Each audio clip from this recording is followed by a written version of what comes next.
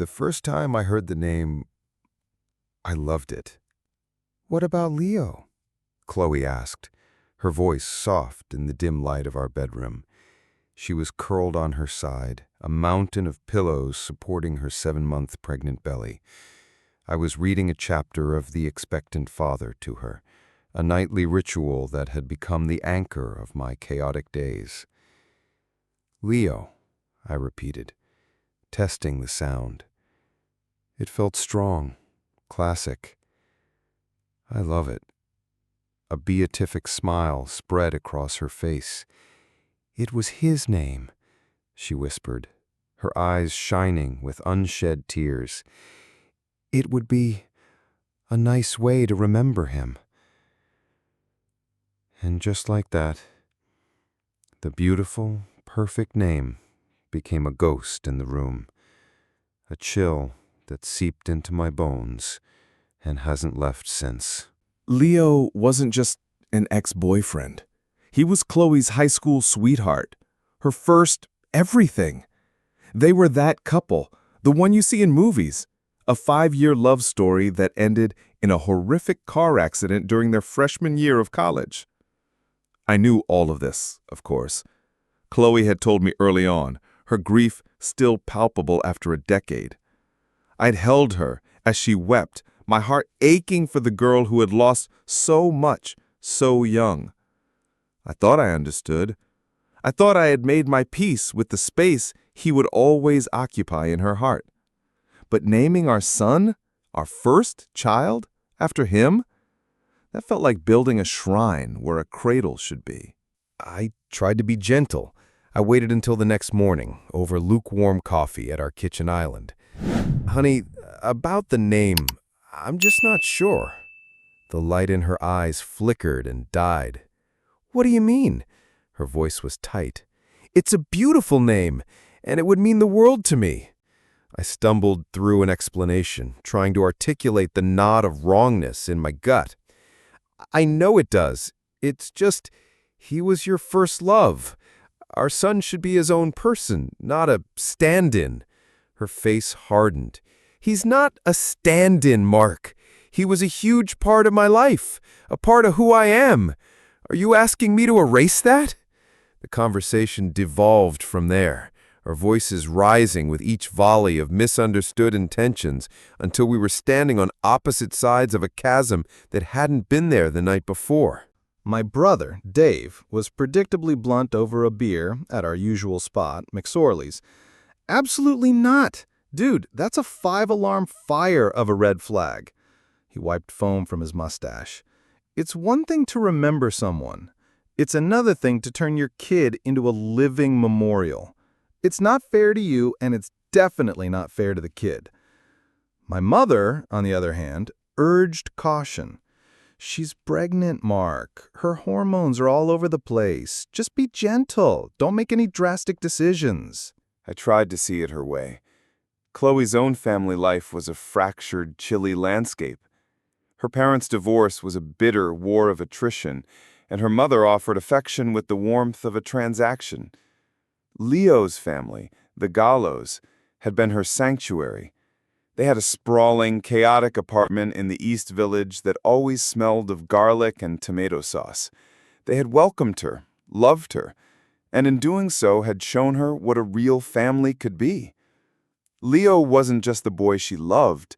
He was her proof that warmth and unconditional love existed in the world. A few days of icy silence later, Chloe approached me with what she called a compromise. "Okay, what if we use it as a middle name? Leo as a middle name." Her eyes were wide and pleading. I wanted to say yes. I wanted to see her smile again, but the word stuck in my throat. It still felt like a concession, a ghost lurking in the fine print of our son's identity. "Chloe, can we please just find a name that's ours? Something that's about our story?" The ensuing argument was a hurricane of accusations. I was insecure, jealous of a dead teenager. She was selfish, trapped in the past. We went to bed that night, not touching. The space between us, a frozen tundra. The subsequent weeks were an exercise in performative normalcy. We went to our birthing classes at NYU Langone. We debated the merits of different strollers at Bye Bye Baby on the Upper West Side. We smiled for photos at the baby shower her friends threw at a brunch spot in Park Slope. But beneath the surface, a silent, brutal war was being waged.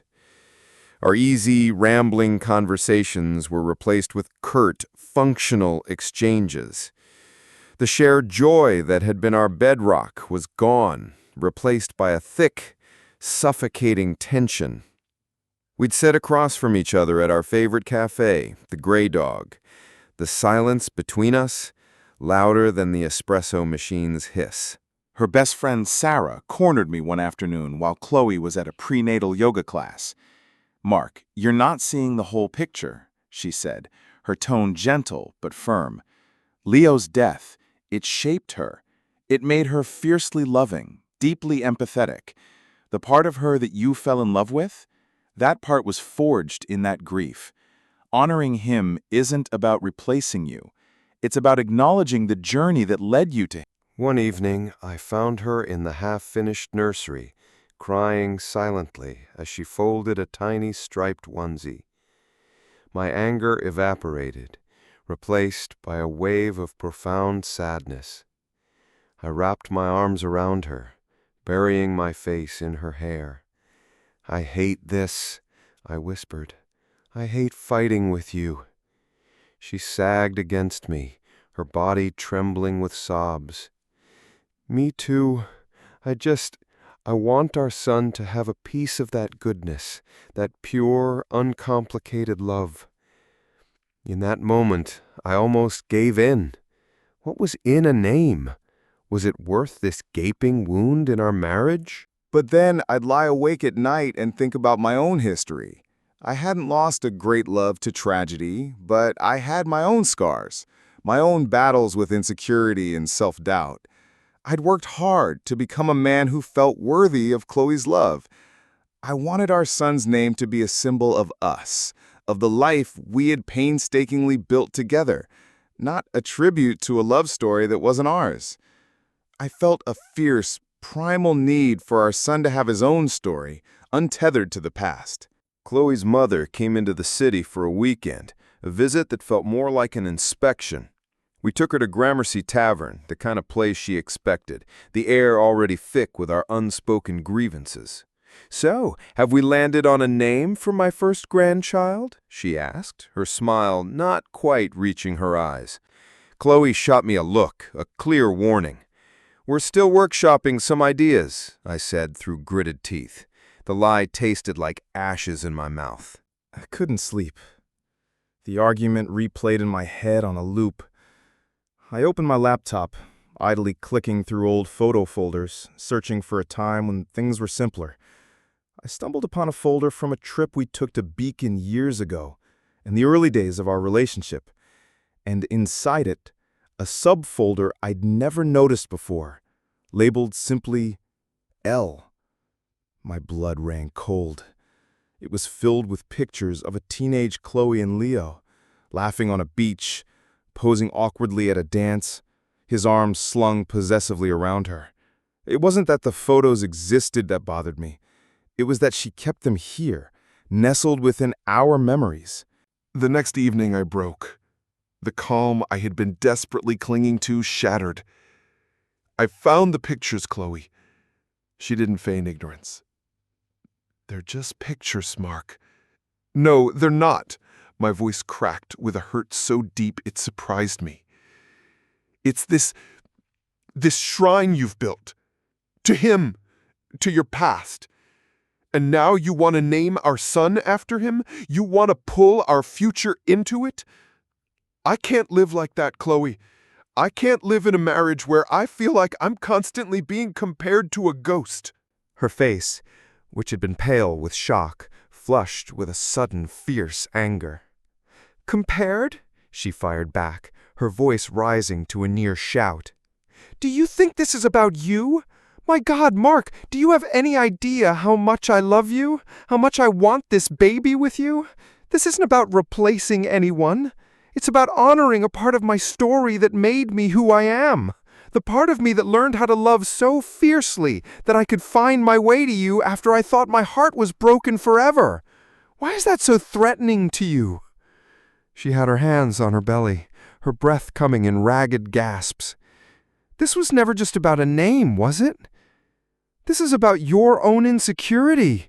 You've never been able to truly accept that I had a life, a great love before you." The words hung in the air, heavy and poisonous. I looked at my wife, at the woman carrying our child, and all I could see was the chasm between us. The sounds of our Gramercy neighborhood, a distant siren, the rumble of a passing cab, faded into a dull roar. Was she right? Was this entire conflict a product of my own jealousy, my own inadequacy? Or was my request for a boundary, for a name that belonged only to us, a reasonable one? Her accusation echoed in the deafening silence. The love I felt for her was a tangled mess of anger, hurt, and a terrifying, bottomless fear. The door to the nursery was slightly ajar, a silent reminder of a future that had once seemed so bright and was now shrouded in an impenetrable fog. I stood there, speechless, and I had no idea if we could ever find our way back to each other. Thanks for watching. If you enjoyed this Reddit story, drop a comment below and don't forget to subscribe for more wild Reddit stories like this one.